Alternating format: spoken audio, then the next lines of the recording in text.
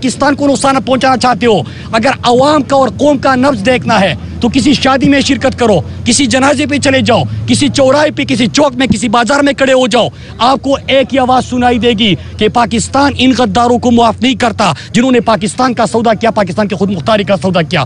पाकिस्तानी उन लोगों को आप मुआफ नहीं करते जो पाकिस्तानी अवाम के मैंडेट पे डाका मार के रात की तारीकी में साजिश के तहत पाकिस्तान में हुकूमतें बदलना शुरू कर दी। पाकिस्तानी कभी इन लोगों को मुआफ नहीं करेंगे। और इमरान यास खान के गिरफ्तारी के ऊपर पाकिस्तान तहरीक इंसाफ कल पूरे पाकिस्तान में एहतिजाज, हर प्रेस क्लब के सामने इंशाल्लाह एहतिजाज करेगी। हम पाकिस्तानी कौम से अपील करते हैं कि अपने हक के लिए निकलो।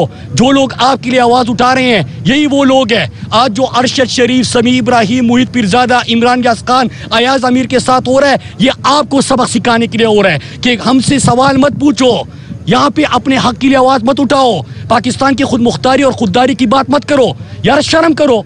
हमारे एहतिजाज में अगर कोई पाकिस्तान का झंडा लहराता है तो आप उसके ऊपर भी लाठीचार्ज शुरू कर देते हो।